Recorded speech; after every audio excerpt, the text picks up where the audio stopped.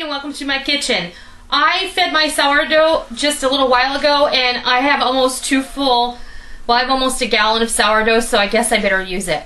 So we're gonna make some sourdough rye bread, and then later on today we're gonna make I'm gonna make pizza dough with my sourdough because today's Thursday and Thursday's pizza night in our house. But today we're gonna make sourdough rye bread, and don't get intimidated when you see the number of ingredients that I have set on the counter. It makes sense eventually. Rye bread is kind of a different animal. Now, we recently made a rye pizza crust by adding some rye flour into our regular pizza dough. Now we're going to make a sourdough rye bread, and we're going to go ahead and we're going to add all of those traditional rye flavors, and it will also have the sourdough in it that will help it maintain even a higher level of sour. I like my rye a little on the sour side, and in some places you can actually get extra sour rye, and that's what we're going to actually make today. So, and it's going to be a dark rye, much like a pumpernickel, and I'm going to show you how you achieve that.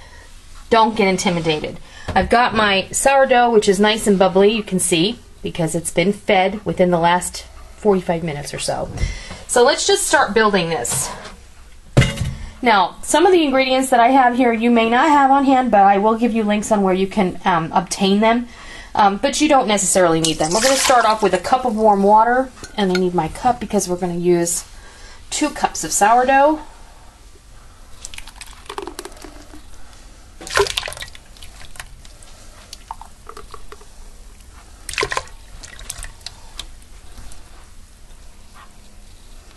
There we go. And that's all that's left. So we're just going to put the lid on him, and I'll probably use that up later when I make pizza dough. You always want to feed your sourdough before you use it.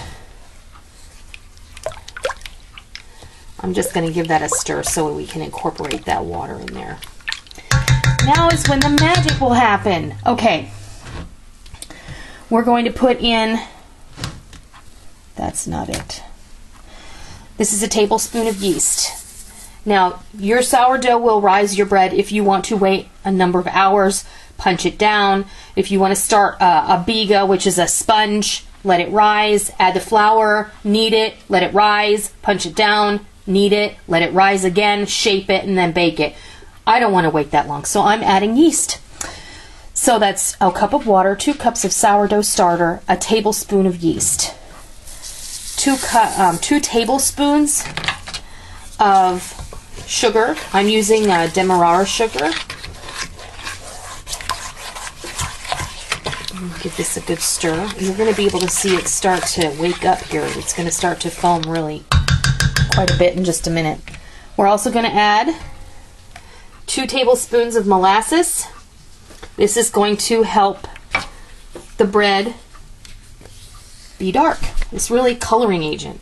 Plus the sugar in there is going to help the bread to rise. It's going to help give the yeast something to eat.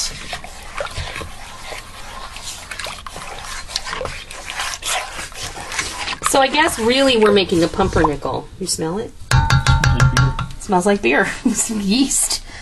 Okay. Now we're going to add 2 tablespoons of vegetable oil. This is just a light olive oil. We're going to add our salt.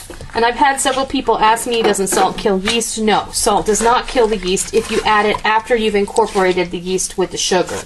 So as long as you've mixed the yeast up with the sugar and that all that is happy, you can add the salt and it'll be fine. It won't kill the yeast. This is 2 tablespoons of a rye bread improver that I get from King Arthur flour. You don't have to have that. You can use 2 tablespoons of vital wheat gluten, which would also be an acceptable thing to use. But the rye bread improver also has diastatic malt powder and has some rye flavor and some fun things. This that's going in now is 2 tablespoons of buttermilk powder, 2 tablespoons of cocoa. Uh-oh, choppers. Choppers. And this is a teaspoon of a rye flavor that I get from King Arthur flour as well. You don't have to have that. And then this is a tablespoon of caraway seed. Again, that is optional. Now we're going to add our rye flour. I'm going to add a cup of rye flour.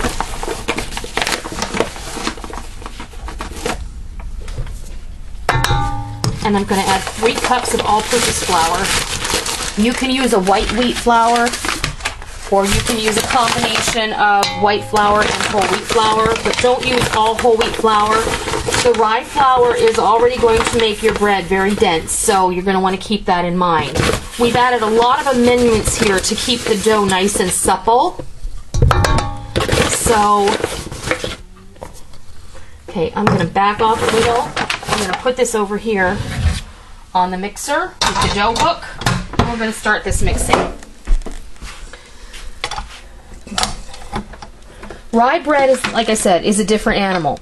It will turn hard as a rock. The first rye bread I ever made when I was a young married, like 25 years ago, okay, I had a horrible experience and I was so disappointed because I thought that's how rye bread was going to turn out. But let's get this going here. We'll turn it up to a 2 and we're going to let it mix and we'll see where we're at. As far as the moisture content in our flour, we may have to add more flour, we may have to add more liquid.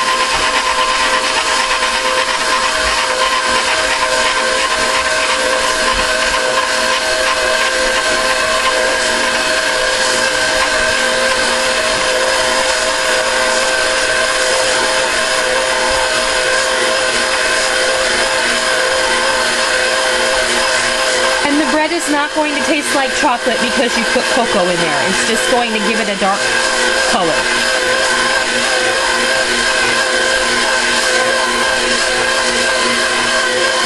I actually think it's looking pretty good, but we're going to let that flour absorb some of that moisture, and we're going to go ahead and we're going to knead this for 7 minutes, and then when we're ready to let it take a rest, I'll be back and let you show you what it looks like.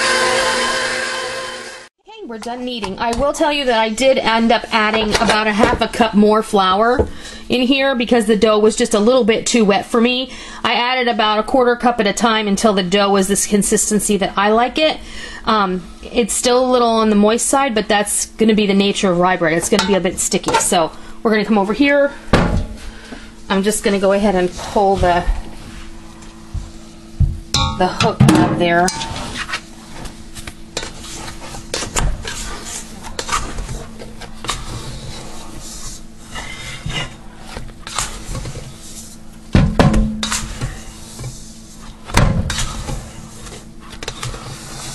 It's a very large dough.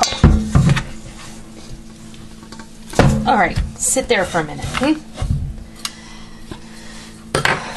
And I'm so used to shaking up the can. This one I pump it up, so I want to, instinctively I want to,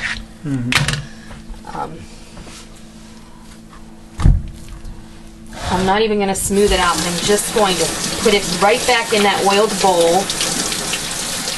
And then I'm going to spray the top.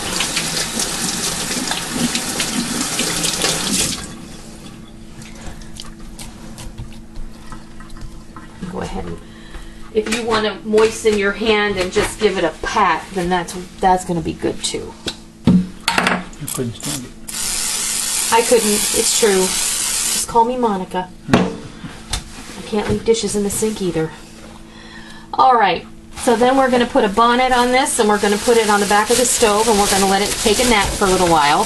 I would say in about an hour we'll come back, we'll punch it down and shape it, and set it out for its second rise. I'm going to get 2 loaves of rye bread out of this recipe, just so you know. So when it's time to deflate this and shape it, we'll be back. There's our dough. It's happy. I'm just going to go ahead and, isn't it sticky? And I'm going to press it down a bit. Get some of that air out of it before we go ahead and get ready to shape it.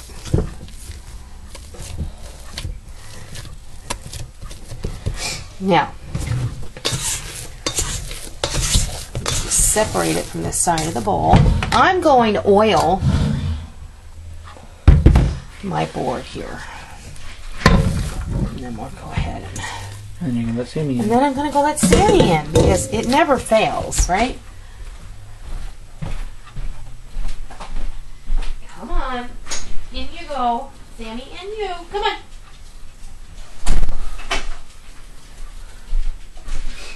Okay. Okay. All right, I'm going to divide this into two pieces.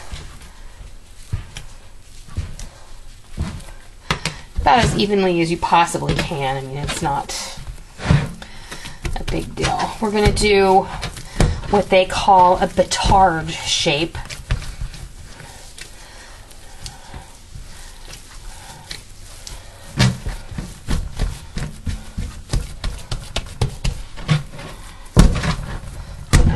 To make sure that you pinch the seam together. And then I'm going to fold it in at the ends like this.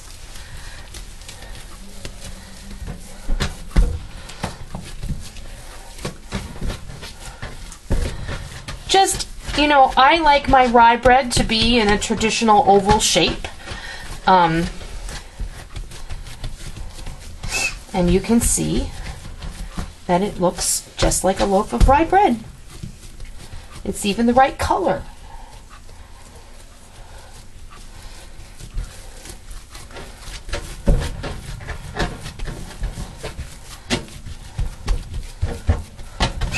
Now,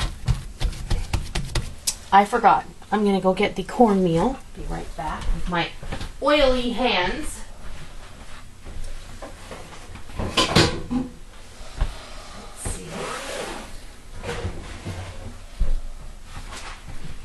Heavy cornmeal jar. All right.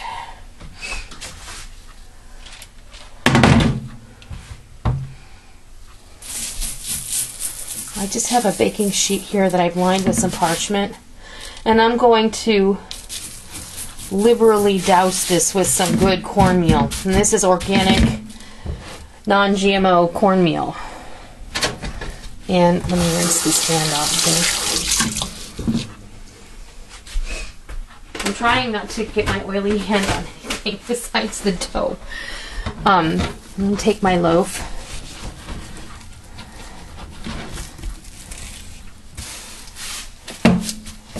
And just rest it right there. We'll shape the other one. And then we're going to cover them with some plastic wrap and put them back on top of the stove, just because that's where I keep mine out of the way. And then we're going to let them rise for about an hour, and we're going to bake them. I'll be back when it's time to do that, and I think I'm going to be by myself because Rick has to go off to the doctor, and I have to go get children from school and what have you. But when I get ready to put this in the oven, I'm going to do it on my baking stone, so I'm going to preheat that. We're going to put these on the baking stone, and then we're going to bake them off, and they're going to be great. So when it's time to bake everything, I'll be back. Okay, I over-rose my dough, so we will see how this turns out. I had some things to do, and I got distracted, and I'm sure that you all understand how that can happen. But nonetheless, I'm going to bake this off, okay? I have my pizza stone, and it has been heating. You see it's all smoky. It's been heating here in the oven. And what I've done here is I've taken my parchment, okay, and I'm going to do that. And I'm going to take this other one, and I'm going to put it right there. Now, I'll pop these in there. And then the only other thing I'm going to do, I'm going to close that oven real quick, but I'm going to grab a cup of ice cubes.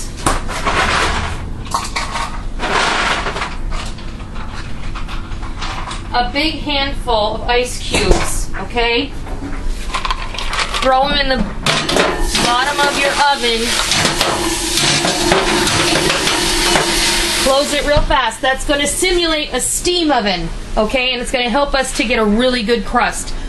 I didn't, have a look at me, honey.